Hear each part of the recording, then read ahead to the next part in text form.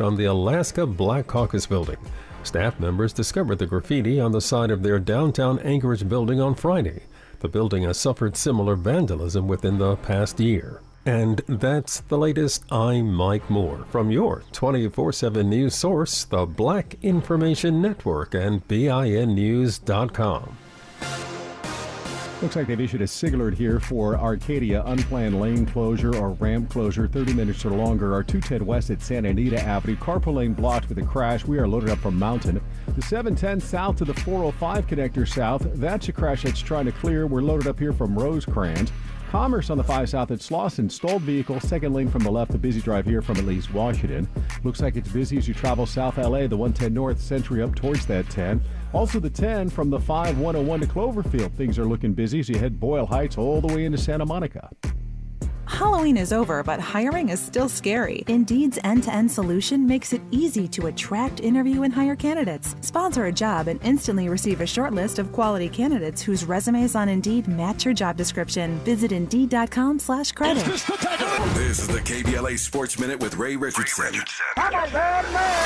The Rams get a 23-point win at Arizona yesterday. 4 touchdown passes by Matthew Stafford, 2 each to running back Kyron Williams and tight end Tyler Higbee.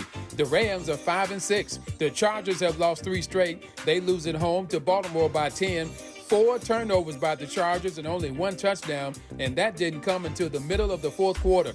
The Chargers are 4-7. The Lakers are at Philadelphia tonight, 4 p.m. tip-off. The Clippers are at home against Denver. The Clippers have a chance to get back to 500 for the first time since November 6. Tip-off at 7:30. The Pac-12 Conference has 2 teams in the top 5 of the final college football rankings. Washington at number 3, Oregon at number 5. The other 3, Georgia, Michigan, and Florida State. USC and UCLA finished the season unranked. No debates, no speculation, just the info you need. That's your KBLA Sports Minute. I'm Ray Richardson on KBLA Talk 1580.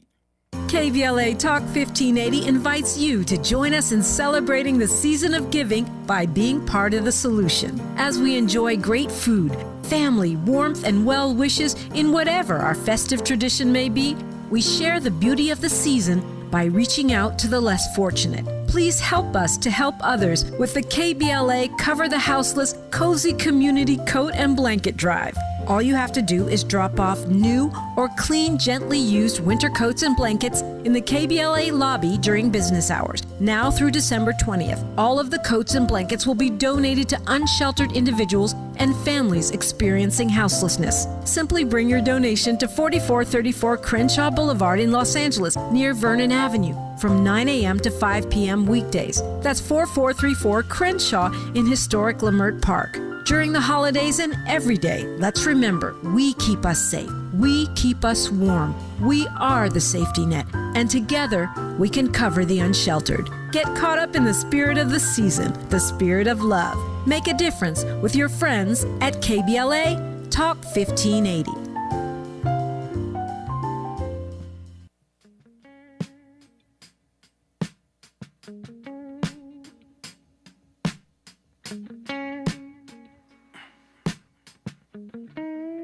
A bird with a word came to me, the sweetness of a honeycomb tree. And now I look what's taking over me. Couldn't fake it if I wanted to. I had to wake up just to make it through. I got my patience and I'm making do. I learned my lessons from the ancient rules. I choose to follow what the greatest do. A bird with a word came to me.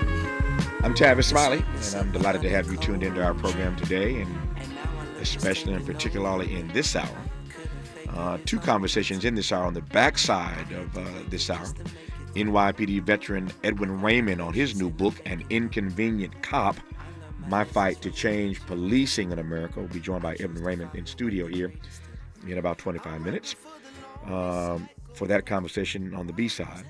But we commence this hour with this. It turns out that there are several dozen bird names that are categorically racist and offensive, which the American Ornithological Society has decided to change. Joined now by Jason Hall, founder of the In Color Birding Club, to talk about how these racist bird names came to be in the first place. and what changing them now really means. I'm delighted to have Jason Hall on this program. Jason, how are you today, sir? I'm very good, sir. How are you? Man, if I complain, I'd be an ingrate. I am doing well and delighted to have you on the program. Let me just jump right in. I want to start first, though, with the In Color Birding Club. Tell me about the In Color Birding Club, what it is, and what y'all do. Yes, sir. So the In Color Birding Club is a club geared towards getting Black and brown folks out into nature, specifically in the activity of birding or bird watching. We were founded in 2021 and worked to achieve our nonprofit status in 2022. And we were really founded after the events with Christian Cooper in Central Park, where he was accosted by a woman who used the police as a threat against his life. Mm-hmm. And that, led us into Black Birders Week, the first one in 2020. And then we started the club after that in 2021 to try and get folks in Philadelphia out into nature. Mm-hmm. Tell me about bird watching. We all know that story famously of Christian Cooper. You teed it up quite nicely. We all saw that and just were, found it to be abhorrent, the ways in which he was subjected to that sort of white racism, that white vitriol that was caught on that everybody saw and heard. So you were founded after that. I hear the narrative and the genesis of how you came to be. But tell me about bird watching. What the novelty of it, the joy of it, the tranquility, the solitude of it. Tell me something about bird watching that I don't understand or know. Oh man, I hope you have all day. But it's really being connected to nature, and the birds being a litmus test or the indication of what's going on around you, mm-hmm. right? And I think what we find in our communities when we take folks out is that, there are in Philadelphia, there are somewhere in the range of 300 to 320 different bird species that pass through this city every year, mm-hmm. right? And a lot of folks are totally oblivious to it. So when we take them out and we put those binoculars to their face and they get that intimate view of that northern cardinal or that mockingbird or blue jay or eagle or hawk, it creates a connection with them between their environment and everything else that is happening in their life, right? So a park that they may have gone to their entire lives for barbecues and sports and otherwise now is a place that holds nature that they have access to. So it's a very joyful activity. We pride ourselves on being joyful in it rather than some of the historic ways bird watching has happened where it's a very kind of hush-hush old white man activity. Mm-hmm. This is a very much like if you see something that makes you happy, you can dance, you can high five, you can rejoice, you can find fellowship with friends. We really find that people become more connected to the activity of birding if they do it around other safe and joyful people from their own community. It's been long-standing, of course, that Black people have enjoyed nature and being out in it. No question about that. But to your point about it being birding, being sort of a hush-hush old white man activity, when did Black folk get into birding, get into birds? Again, the nature thing I get, but tell me more about Black folk and birding. Well, you know what? There's not a lot of us, but there are way more than you would think. Mm-hmm. And I can't tell you when we started doing it, but I can tell you in 2020 when we had the first Black Birders Week, which is late May, early June, mm-hmm. that was all virtual. And I found myself many days almost in tears at the faces that I was seeing on what was then Twitter and now Facebook, mm-hmm. of other Black birders across the country that have been doing it for a long time and existing in those spaces for the last 30, 40 years, assuming we all were the exception to the rule, right? And then now looking around and saying, oh, there's a whole community in Chicago, in LA, in New York, in Miami, right? Mm-hmm. So we've been out observing these things in nature for quite some time. Matter of fact, there are some historical references to our understanding of nature and birds during the time that our ancestors were enslaved. They were things that our enslaved ancestors needed to understand around the land that they were working, right? A lot of that included birds, mm-hmm.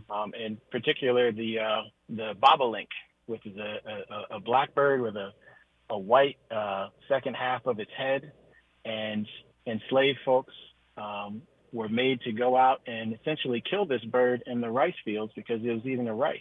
And it's a really interesting story because folks had to understand what the bird was, what it was doing, how to keep it off the property. And in doing so, folks actually contributed to the downfall of that species in terms of its numbers, right? And it's a really tough story because you realize these enslaved folks that do not want to be there themselves and are there under no choice of their own are now being made to cause harm to this other beautiful indigenous species. I saw you go on there. They didn't want to be there themselves, and here they are offing, as it were, annihilating another species. I saw that coming. It's a brilliant parallel.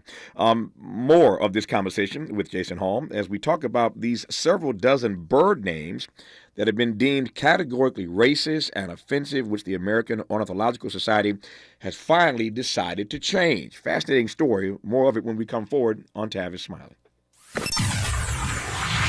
More of Tavis Smiley when we come forward.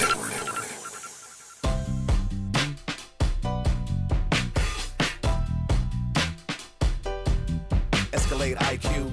This the intro to the all-electric Cadillac perfection like Zoom. And on a full charge, you get 450 miles without the stop. Haiku. This is what I do. Daddy fat intellect since 92. Linked all the way back, panoramic roof. Come with 24-inch rim standard. Ooh, why? Shawty don't kill him. Cadillac diamond in the back, cold chillin'. And when I'm on attack, on the track is no ceiling. Sky's the limit. You me? Straight drop, no parachutes. Lay lines like a longitude and latitude. Deal it, beloved, clearly we're hustling. Bustin', truckin'. Cadillac. For more on the Escalade IQ, visit Cadillac.com. Available late 2024. GM estimate 450-mile range. On a full charge based on development testing and/or analytical projection. Consistent with SCHA 1634 revision 2017 MCT. Range subject to change prior to production. Annual rates may vary based on service factors, including ambience temperature, terrain, battery age, and condition loading, and how you use and maintain your vehicle. KBLA Talk 1580. We've got a lot to talk about. Hi, Maisha Cairo here, KBLA, live at Chase Bank on Crenshaw and Vernon for the In This Together tour with female business owners, a day of empowerment, community panels, and best of all, tips on building business from marketing to capital. I'm here with Lisa Stevens, Senior Business Consultant with Chase for Business. Lisa, what's one tip you'd give to business owners here in the Crenshaw area? I love that you asked that question. I'm originally from Brooklyn, and I grew up in an area that's very similar to Crenshaw. So this is near and dear to my heart. And if I could only leave a business owner with just one, I would tell the business owner to identify their why. And I think that is so important because your why is going to be that strength on those days where you feel like you're struggling. Your why is going to be that stepping stone. Those days that you want to give up, your why is going to be the reason that you get back up. And how would you advise business owners looking to acquire capital? What do they need to know before stepping inside the branch to ask for funding? So 3 things. I do want to share this when it comes to the power of capital and just finding those resources. Understand that capital is a 3-part of a business, right? It's not always about the monetary piece, but if you first put that intellectual, right? What do I need to know? That social, who I need to know, that will help you to then package for that monetary piece. So no matter who you're banking with, you should know your banker. Never walk into a bank and you're transactional only. It's just like Lisa to drop gems. I'm Maisha Cairo in the community for KBLA with JP Morgan Chase. Is your eyesight changing? I can't read this anymore. Don't lose hope. People just like you are working every day using Braille, screen magnification, speech technology, and other tools and blindness skills. Your eyesight may have changed, but your goals, they don't have to. We can help. Visit us on the web at blind.org. The National Federation of the Blind. Live the life you want. Smart talk for curious people just like you. You're listening to Tavis Smiley. All right, Jason Hall, I appreciate you taking my questions and helping us to better understand black folk and birding. And I wasn't surprised really by your response. Didn't know you were going there. But it is always amazing to me when I have guests on this program, which happens more than you would think. And you ask some question about the here and the now, and there's always some link back to slavery, back to segregation. It just goes to show you the ways in which black folk have been impactful and engaged and involved for time eternal. So I didn't know that that question was going to take us back to slavery, but I hear it, and I'm glad you shared it. Let me come forward now to 2023 and ask you to tell us about these several dozen bird names that have been deemed categorically racist and offensive, and how these racist names were given to these birds in the first place. Yeah, so let me start with the second question. Sure.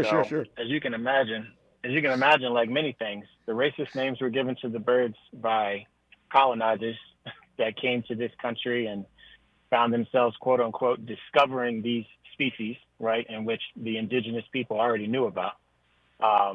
And what happened was, whether it was because the original ornithologist discovered the bird and documented it, or sometimes they discovered the bird and they decided to name it for their friend, right, who had nothing to do with it, right? In many cases, you found that as the country expanded west, a lot of the soldiers that were out removing indigenous peoples from their lands and participating in genocide were also scientists. They were also ornithologists, and they would collect these bird species and log them into, the scientific field and then name them. And that's how a lot of these names came to be historically, right? The majority of them in the 19th century. And so what happened was, in the 19th century, the American Ornithological Union, which then became the American Ornithological Society, started to codify these things. And they became the vernacular that is used, the English bird name, by scientists, schools, writers, artists, all across the board. And they kind of became the de facto authority on the English bird name. So I know the audience is waiting with bated breath. What kinds of names? I said several dozen. We ain't got time to run through several dozen. Yeah. But pick a few of them and share with us and give me the backstory on these names to the extent you can. We got a few minutes, so pick a few and let's roll through them. Sure, sir. Sure. So let me start with the most famous one, Audubon. Most of us have heard of the Audubon Society as one of the preeminent bird conservation organizations in the country. Well, unfortunately, John J. Audubon participated in grave robbery in order to prove that folks of black and brown descent were less than, right? He participated in those experiments to prop up the white man. And he did this all in parallel with his bird study. So he used the same tools he did to classify birds in order to classify black and brown people as less than. He has a couple birds named after him, if not the majority of the organization, right? So Audubon's shearwater, Audubon's oriole, right? So these are other things that when folks that are not of European descent go out and participate in the activity, they have to say these things and know that the history of this person they are honoring is not someone that would have allowed us to go birding with them in the first place. I'll give you another one. John Bachman. This is a Lutheran pastor in the 19th century, and he has a sparrow named after him that's found in the pine forest of North and South Carolina. A beautiful, beautiful bird. Let me read you this quote, if I may. This is what the Lutheran pastor said about us: that the Negro will remain as he is, unless his form is changed by an amalgamation, which latter is revolting to us. And this is Mr. Bachman comparing us to cattle. That his intellect, although underrated, is greatly inferior to that of the Caucasian, and that he is, therefore, as far as our experience goes, incapable of self-government. That was how this person, who this sparrow is named after, that I've thoroughly enjoyed, saw me and my descendant, right? There are others. Many, the most famous one recently was McCown, who was a general in the Confederate Army that participated in the genocide of black and brown folks, and was one of the most abhorrent folks to ever have a bird named after them. And they have actually changed that name. They used to be McCown's longspur, which is a bird that lives in the grasslands of the middle part of the country and is now called the thick-billed longspur. So the AOS made that decision to change that one because it was so grossly offensive. But in doing so, they led themselves down this path of, okay, there are others now, right? And we need to change some of those names, about 152 to start. Let me ask this question. How then do I read that this is happening now?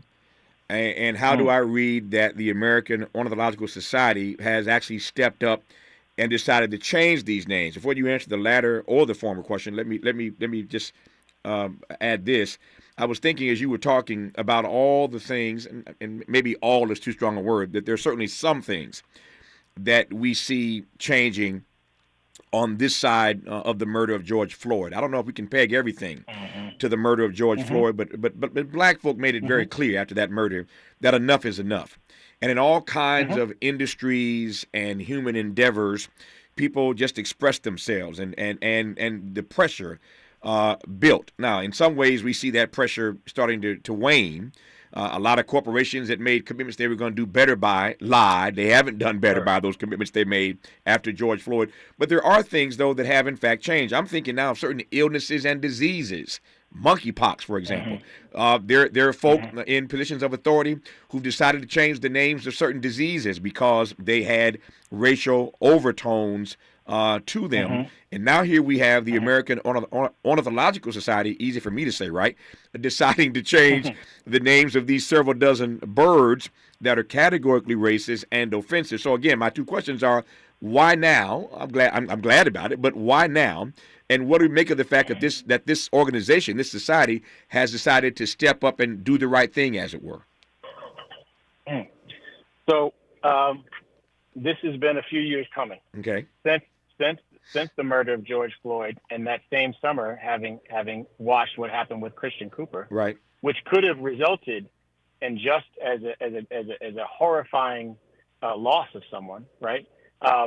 What happened was a lot of us black and brown birders, as well as our allies, really started to have a conversation about what it meant to exist in this space, right? To be out in nature, observing birds as scientists, as citizens, right? And so what came out of that is an organization called Bird Names for Birds that was founded by Jordan Rudder over at the American Bird Conservancy. And they wrote a letter to the American Ornithological Society requesting that they evaluate changing these names because the society as a whole was starting to open these things up and uncover them, right, in all kinds of different spaces. And so even though George Floyd had nothing to do with birding that we are aware of, the same tenets of discrimination and lack of access to different things were there in the birding community. So that was what started the discussion. And initially there was a lot of pushback. Well, the AOS, after a lot of community pressure, formed this committee, the English Bird Names Committee. It was an ad hoc committee of men, women, black and brown folks, naturalists, scientists. And they met like biweekly for almost 2 years to come up with like a 30-plus page proposal on what should be done with these names. So the impetus was that summer of 2020, right? Which we're going to link to a lot of things we'll find as we work through our lives. But it took the work of these, 10-plus people on this ad hoc committee to come up with a really sound suggestion to the American Ornithological Society and give them a pathway to do this, right? So what we should take from it is that it's good, right? It is a step in the right direction. It is overdue. They didn't need to form a ad hoc committee to tell them to do this, right? But I'm happy they did because now we have it down in writing, and the 32-page proposal from the ad hoc committee is so detailed on why they chose every step that really nobody can argue against it. I'm fast. I'm sorry. Go ahead. Go ahead and finish. Finish, Jason. I'm sorry. Oh no. So I was just saying. So the only name that's changed so far is McCown's longspur now being thick-billed longspur. There's still 152 names to change. So what we have to take from this is what they've agreed to do is form a committee, change the names, and have public input. So we need to make sure that our communities are aware that their input can be taken and used to guide the new names of these birds. And because I'm curious, what are the chances that any of these birds that are now being renamed might end up with some black names? Well, what they're going to do is they're going to stay away from any names honoring any people. Okay. Right? Because what happened was you got the list of 152. Some are very obviously not good people, right? Mm-hmm. Other ones are, to our knowledge, they had nothing wrong with them. The problem is you can't sit down and have a committee that's deciding who was good enough and who was not good enough to have a bird named after them. So they've decided all English names that are eponyms or named after a person directly are going to be wiped away and a new name is going to be in. Yeah. The good thing with the community involvement is that we now will have an opportunity to bring back those indigenous names for the birds of the people that were here well before the colonialists arrived, Yes. and maybe get some of those in place. And they've already been circulating across the country in different forms, which is really beautiful to see. Yep. And what can you tell me, to the extent you know, about how, for example, the Audubon Society? Again, I'm not a birder as such, but I've been around long enough and done enough research and work as a broadcaster to know about the work of the Audubon Society. So I'm certainly familiar with their work and their legacy. What kind of embarrassment? What kind of how have they responded to this sort of outing, as it were? Well, I don't think they really have a choice, number one, right? Because they don't get to decide these bird names. Right. The issue with the Audubon Society is that they had an opportunity early in this process to work on changing their own name, right? And they chose not to. Mm-hmm. It was a very clear decision earlier this year. They cited their traditions and their stability, which essentially just said, we want our donor dollars from our old white people to keep coming in. Mm-hmm. And we don't want to invest in the future of opening bird conservation and birding to other people. That's essentially what they said. So a lot of local Audubon organizations have already gone and changed their name, right? Which is great. It's happening every month. We hear of a new organization across the country that is now called a Bird Alliance or an outdoor club or something. So people are taking notice. It's moving slowly, like many things on this front, but it is all moving in the right direction. And I would encourage folks, if they're going to donate money to bird organizations, to choose the ones that have acknowledged the history of these names, of Audubon in particular, and those that are moving to change it. In the 90 seconds I have left, Jason Hall, if I am black, and certainly I am, but if I'm black and I'm curious about this and want to decide whether or not I want to be a black birder, like how does that process begin? What do I do? Go buy me a pair of binoculars? I mean, well, what do I do first? Yeah. You want to find yourself a pair of binoculars that doesn't cost more than $100. Right. Right. You want to find a cheap bird guide, a used one on Amazon or otherwise. Right. Mm-hmm. No more than $15-$20 for one of those. Mm-hmm. Right. You want to find your local park. And you want to go there, and you want to make sure you're in a place where you feel safe and comfortable, and you want to just start looking around. Mm. You want to start asking questions. You want to be curious. If you are fortunate enough to live in a city that has an organization, you can do that. In Philly, it's In Color Birding Club. Chicago has a Chicago BIPOC Birders Club. There's the Oxnard Birders Club in Southern California. There's the BIPOC Birders of Wisconsin, right up there in the Great Lakes region, right? There's the Feminist Bird Club that does a lot of work in Black and brown communities, and they have chapters all across the country. So you want to try to find an organization in your area where you can go meet like-minded folks. Yeah. But at the very least, once you pick those binoculars up and you look at a bird and it brings you some joy, or maybe it brings you a question to your mind that you want to go get answered, you are now a birder. I love it. I'm glad I asked that question. I'm glad you answered it in such great detail. I don't know why this song just popped in my head. I'm not a black birder, not as yet, but I know his eye is on the sparrow, and he watches me. Jason Hall, thank you, man, for that insight. I enjoyed that immensely. All the best to you, sir. You too, sir. Thank you very much. Good to have you on. More of Tavis Smiley when we come forward. You're listening to Tavis Smiley. Tavis Smiley. Ranked number 45 on the Heavy 100 list of the 100 most important radio talk show hosts in America.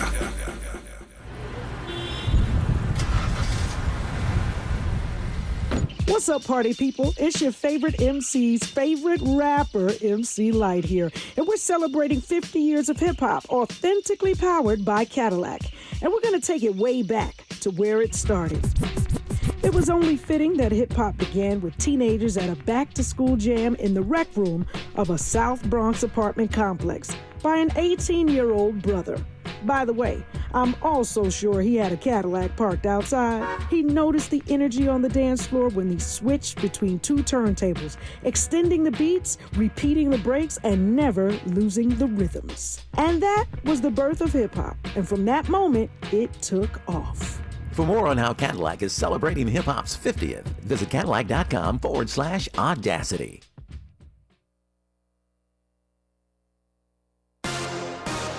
We thank you for sharing a part of your Monday with us here on the Black Information Network. I'm Mike Moore. Now here's the latest. The man suspected of shooting 3 20-year-old students of Palestinian descent in Vermont is expected to be arraigned today. 48-year-old Jason Eaton was arrested yesterday near the scene of that attack, which is being looked at as a possible hate crime. According to a police department news release, the 3 were walking down a street early Saturday evening when they were confronted by a white male with a handgun. An investigation is ongoing into racist slurs that were spray painted on the Alaska Black Caucus building.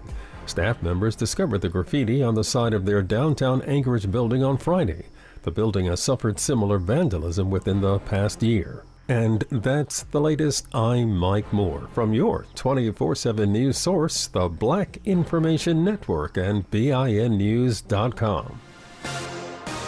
Looks like they've issued a SIG alert here for Arcadia, unplanned lane closure or ramp closure, 30 minutes or longer. Our 210 west at Santa Anita Avenue, carpool lane blocked with a crash. We are loaded up from Mountain. The 710 south to the 405 connector south, that's a crash that's trying to clear. We're loaded up here from Rosecrans. Commerce on the 5 south at Slauson, stalled vehicle, second lane from the left, the busy drive here from at least Washington. Looks like it's busy as you travel South LA, the 110 north, Century up towards that 10. Also the 10 from the 5101 to Cloverfield. Things are looking busy as you head Boyle Heights all the way into Santa Monica. Halloween is over, but hiring is still scary. Indeed's end-to-end solution makes it easy to attract, interview, and hire candidates. Sponsor a job and instantly receive a short list of quality candidates whose resumes on Indeed match your job description. Visit Indeed.com/credit. This is the KBLA Sports Minute with Ray Richardson. The Rams get a 23-point win at Arizona yesterday. 4 touchdown passes by Matthew Stafford, 2 each to running back Kyron Williams and tight end Tyler Higbee. The Rams are 5-6. The Chargers have lost 3 straight. They lose at home to Baltimore by 10. 4 turnovers by the Chargers and only 1 touchdown, and that didn't come until the middle of the fourth quarter.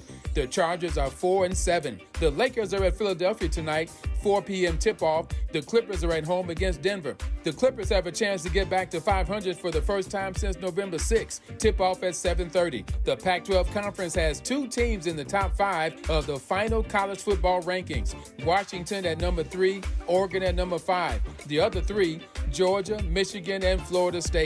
USC and UCLA finished the season unranked. No debates, no speculation, just the info you need. That's your KBLA Sports Minute. I'm Ray Richardson on KBLA Talk 1580.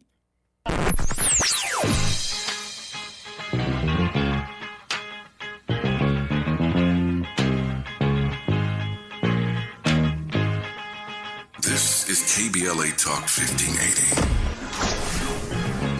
Talk radio. That's music to your ears.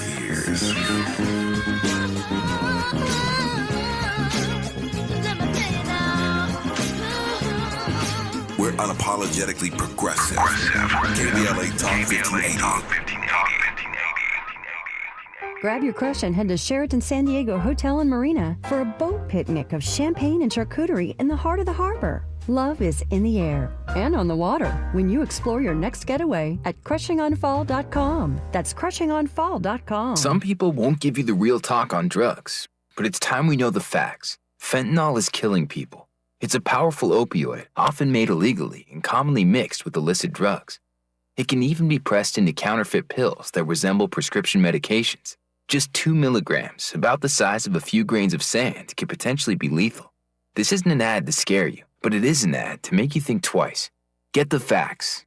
Go to realdealonfentanyl.com. This message is brought to you by the Ad Council. Hey there, Los Angeles. This is James Lucky Jr., publisher and editor of Los Angeles News Observer. Are you hungry for news that matters to you in the African-American communities of Los Angeles? Well, buckle up, because we got the scoop you've been craving. Stay in the know and never miss a beat with our free weekly publications conveniently available near you. Or hop on the digital wave and become an exclusive subscriber at OGNSC.com. Don't forget to join the party on Instagram and Twitter at OGNSCINC for behind-the-scenes access and sizzling updates. No more FOMO. Let's stay informed, connected, and empowered together. Ask any former youth in foster care what they missed most while growing up, and they will most likely answer, someone to show me unconditional love. Now, isn't that something we all wished we could experience? Here in Los Angeles, up to 40% of homeless youth on our streets identify as LGBTQ+. The most prevalent reason for homelessness among this population is the rejection they've experienced from their own families. The LA County Department of Children and Family Services and Raise a Child are searching for safe, nurturing, and affirming foster parents within our community willing to stand up and serve all children and youth in foster care, especially LGBTQ youth. Learn the many benefits to becoming a foster parent. Attend a free Raise a Child virtual or in-person informational event to learn more. RSVP now at raiseachild.org. That's raiseachild.org. And thank you. Let's get back to more of Tavis Smiley right now. Tavis Smiley and Edwin Raymond, who is a 15-year veteran of NYPD, the New York Police Department, and the author of the new book, An Inconvenient Cop, My Fight to Change Policing in America. He pulls back the curtain, as it were, in this text of the many flaws woven into NYPD's training, data, and practices. It turns out in this country there's always a conversation when it comes to policing, it seems, about NYPD or LAPD. This one is about NYPD, and I'm pleased to welcome Edwin Raymond, that is, into the studio. Edwin, good to have you here, brother. How are you today? I'm good, brother. Thanks for having me. It's good to see you, man. Let me start with this before I get into the book. I was talking to you during the break here about my extreme delight at Yusef Salaam, one of the Central Park Five, recently being elected to represent Harlem on the New York City Council. I'm praying for my friend and brother Eric Adams, the mayor of New York right now, going through his own troubles and travails about campaign financing. Not going to discuss that in this hour, so just, again, pulling and praying for him. But just great joy at Yusef Salaam being elected to represent Harlem on the New York City Council. I'm asking you this question, obviously, because you're from New York. You've been a cop in New York for years. They railroaded these brothers, NYPD did, and yet that story at least turned out to be okay, and now he's representing Harlem, as I said, on the council. There's a lot there, but just give me your thoughts about, you were there, you know how this, you know what went down, just your thoughts about what these brothers had to endure, and now his being on the New York City Council. I mean, Brother Tavis, you said it. What they experience is enough to knock you out completely. Mm-hmm. You know, if their lives completely unraveled and they didn't make much of their lives, no one can blame them. That was a lot to go through at such a young age. So, you know, for Dr. Salaam to pull it together and continue the fight and continue the mission all the way up to City Hall, where he can have the power of the pen as a legislator to sponsor bills, vote on bills, and vote on budgets, and focus on the things that the people of Harlem, but overall the people of New York City needs. It's poetic justice to me. Yeah. It's an amazing story. You had nothing to do with this, obviously, but as a member of the department, how does one, especially one who is black, as are you, how does one read what one's department did to the lives of these black men? Yeah, it's embarrassing. Anyone that serves in policing should be embarrassed, you know. Mm-hmm. But also as a member of the New York City Police Department, there are things that happen internally that helps you understand why that happened, and that's part of what I write about, and honestly, what my fight has been about. The angle of this discussion that I feel has been missing, and that's the pressure that police officers are under. When you look at a lot of the reform measures, the advocacy work, and things that people need, that are saying need to be changed, it's still hyper-focused on the officer being an autonomous and individual. Mm-hmm. It's so much more coming from the upper echelon that they're answering to. And, you know, why would a whole bunch of detectives want to railroad teenagers? Because they're under pressure. You understand that's an element that's been missing. Under pressure for what? To do what? To crack the case. You understand? And well, that case had a lot of political pressure, media pressure, the racial elements involved, and white women, young black kids, etc. But that pressure causes people to bend rules and break rules and violate people's lives. And that's a more egregious example, but we have to focus on the insidious examples also. Is that pressure coming from the inside or the outside? By inside, that's pretty obvious. Yeah. By outside, I mean that citizens want these cases solved so that they feel safer. So it's actually the inside in terms of the upper echelon and the mayor's office. You understand? That's the outside, because the people don't know that this is what goes on. They have whatever they perceive is happening is what they think. They don't understand where the pressure's coming from, the fact that there's pressure in the first place, where it's coming from, and most importantly, Brother Tavis, what it causes officers to do. Prior to being a police officer, I had my own issues with police, and then after joining the police department, I replayed a lot of those issues myself and realized probably 95% of those encounters I realized the officers were just trying to meet their quotas, their enforcement quotas, which is a trifecta in the NYPD: arrests, summonses, and stop and frisk. Those are the three numbers. Every 28-day period, every month, every officer has to have a certain amount of those numbers. Yeah, and it's illegal, so they'll always deny it, but that's how it operates. And the former Commissioner Bill Bratton is responsible for this monster. When he only does 2 years in his first tenure with the NYPD, he then goes to LAPD, drops it here. He was here, yeah. Right, his kitchen cabinet, Timoney, brings it to Miami.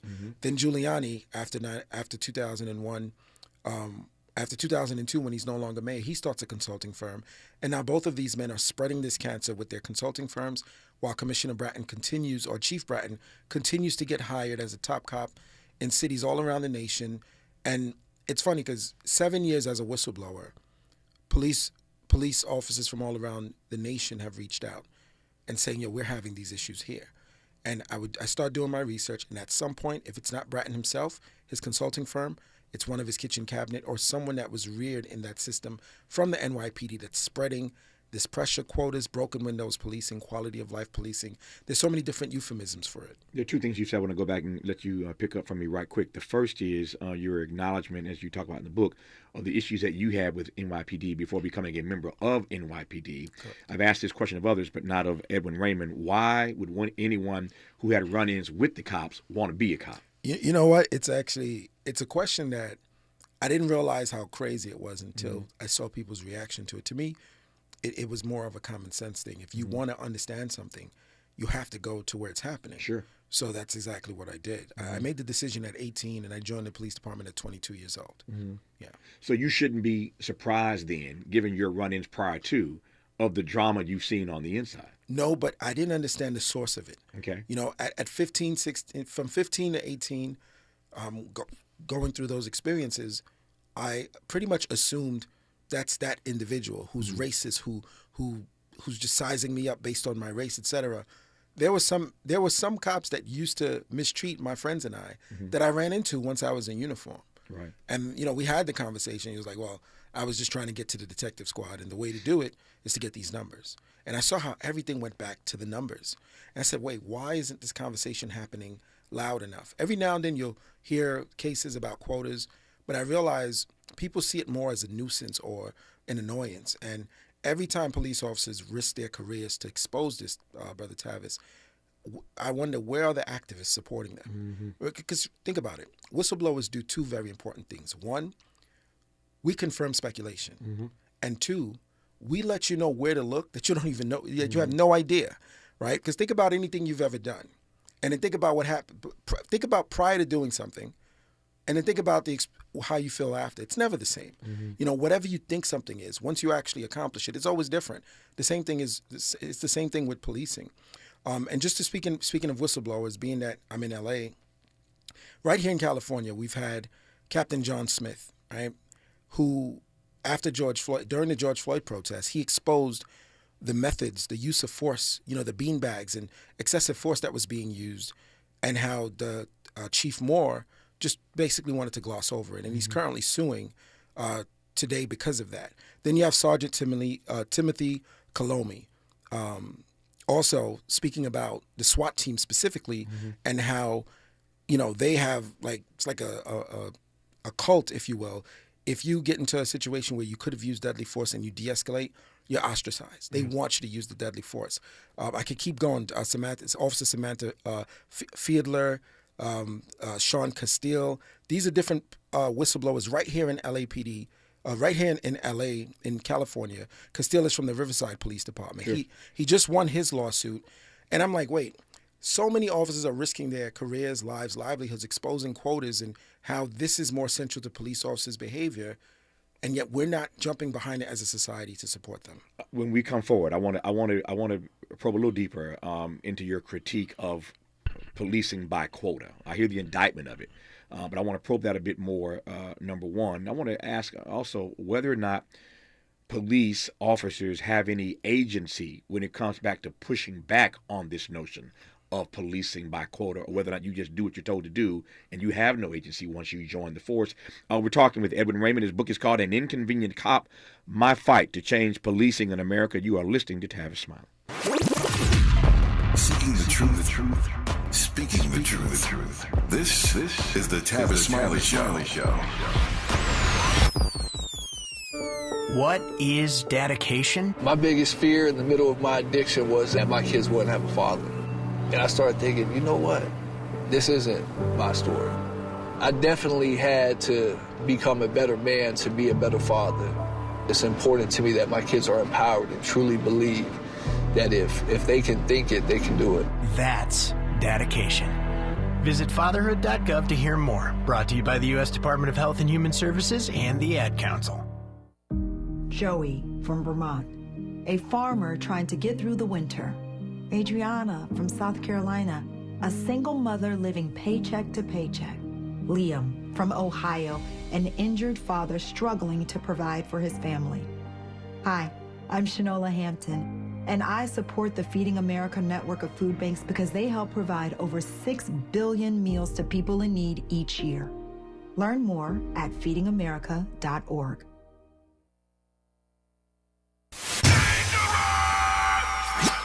Environmental justice, pollution, and climate.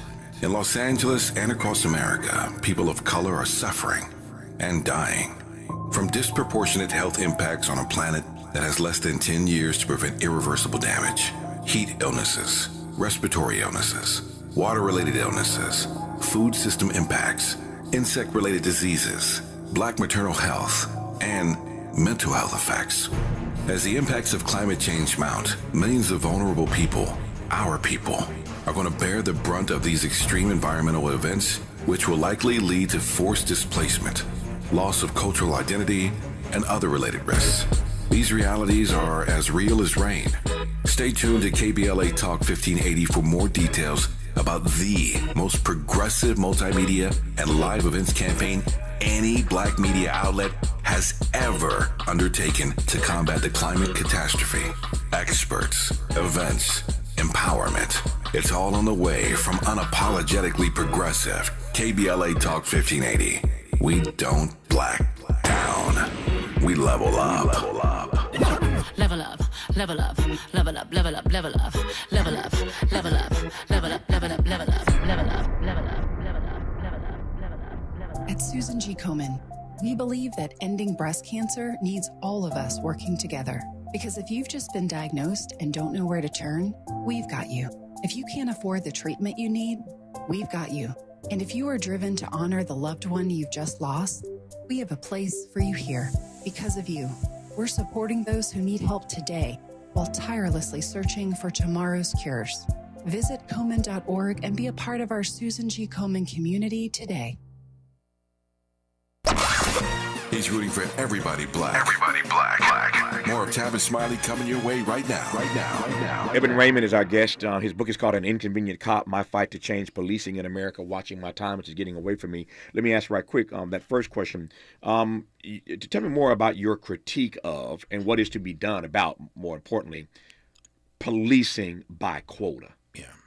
So the numbers, it produces bad cops because when you're hyper-focused on the number, it's the person's humanity isn't there. Mm-hmm. And it's systemic racism because the racism is pretty much interwoven in the policy because we don't police with quotas this way in white neighborhoods. Right. This is something that's usually pretty exclusive for black and brown areas, other minority areas.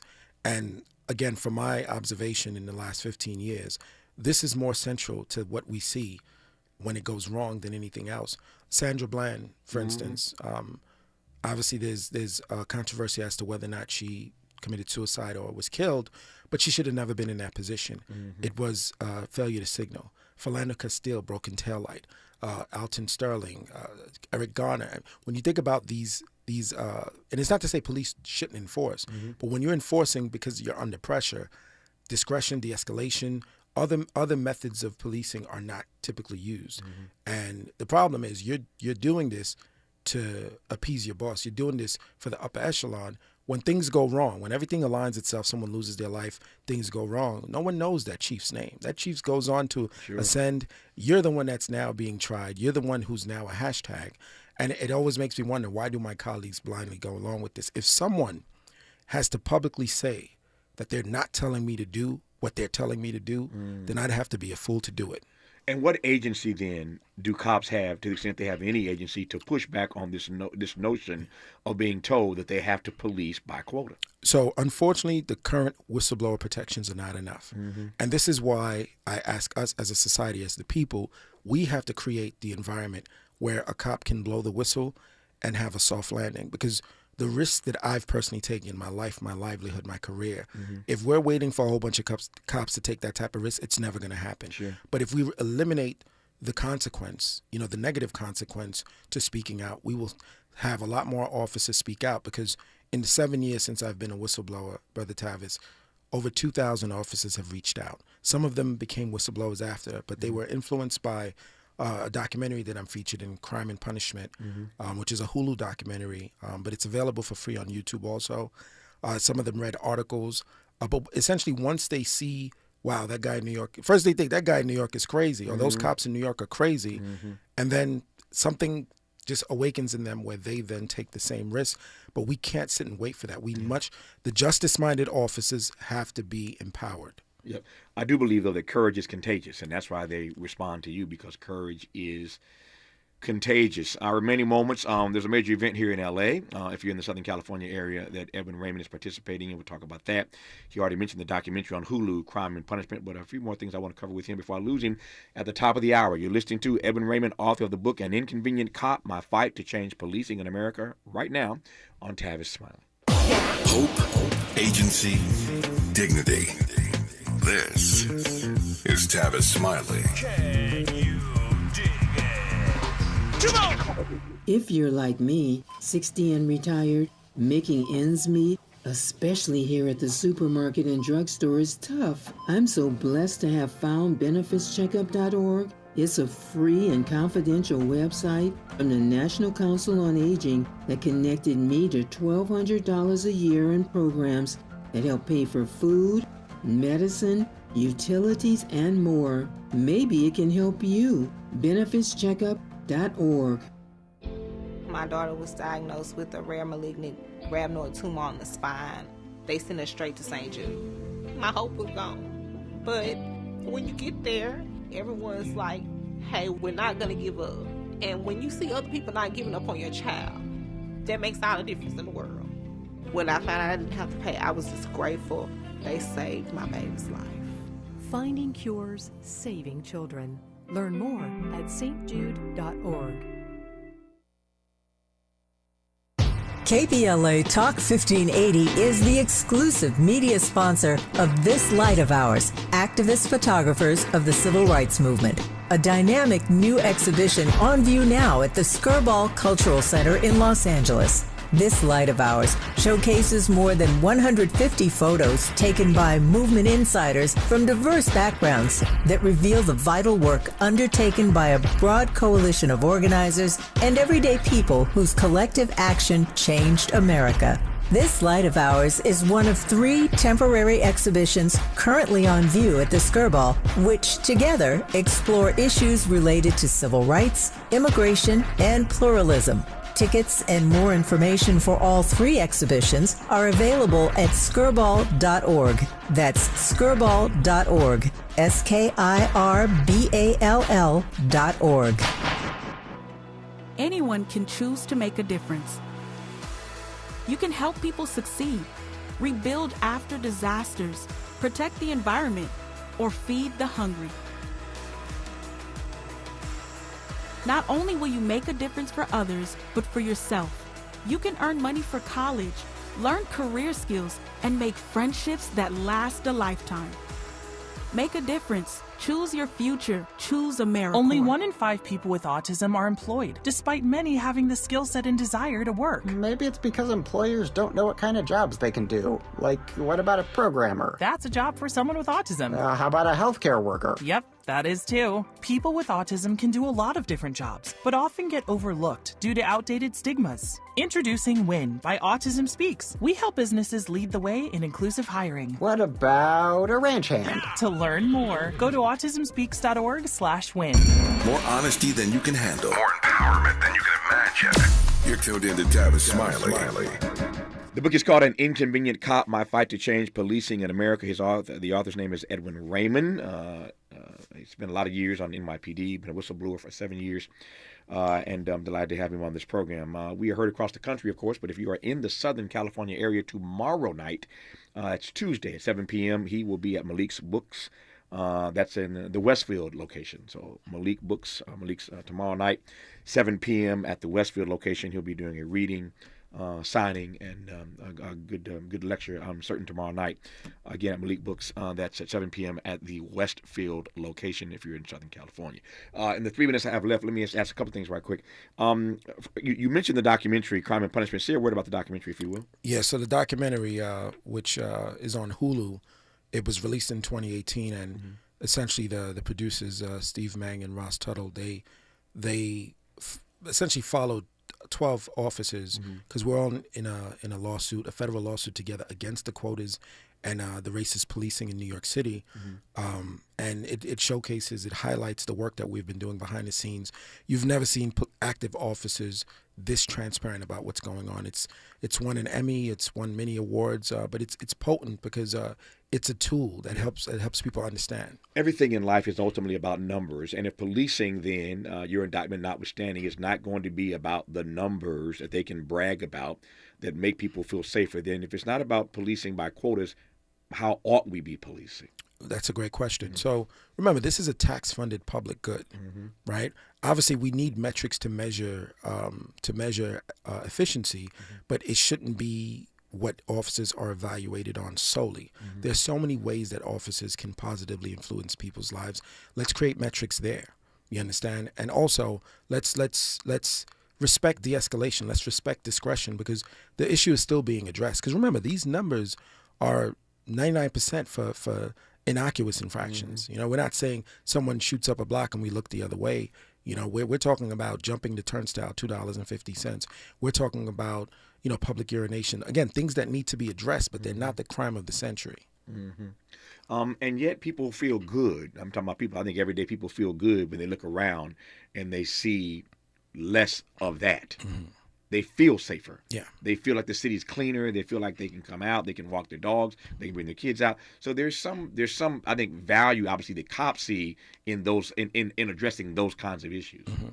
Well, yeah, again, the objective is not to ignore so-called quality of life offenses. Sure. It's just not to come with the sledgehammer. Yeah, fair enough. The book is called An Inconvenient Cop, My Fight to Change Policing in America, written by Edwin Raymond, who has spent some good time on NYPD, but whistleblower now for the past 7 years, and he and others are trying to ring the bell, as it were, ring the alarm to let us know what's happening on the inside that results in the stuff that we see on the outside that none of us are really happy with. Again, if you're in the Southern California area, tomorrow night, Malik Books, 7 p.m. at the Westfield location. Edwin Raymond, thank you for your work, for your witness, sir, for your transparency, for your truth, and for this conversation. It's an honor, sir. I'll be back anytime you need. I'll do that. Thank you, sir. More of Tavis Smiley when we come forward. KBLA 1580 Santa Monica. We thank you for sharing a part of your Monday with us here on the Black Information Network. I'm Mike Moore. Now here's the latest. The man suspected of shooting 3 20-year-old students of Palestinian descent in Vermont is expected to be arraigned today. 48-year-old Jason Eaton was arrested yesterday near the scene of that attack, which is being looked at as a possible hate crime. According to a police department news release, the 3 were walking down a street early Saturday evening when they were confronted by a white male with a handgun. An investigation is ongoing into racist slurs that were spray painted on the Alaska Black Caucus building. Staff members discovered the graffiti on the side of their downtown Anchorage building on Friday.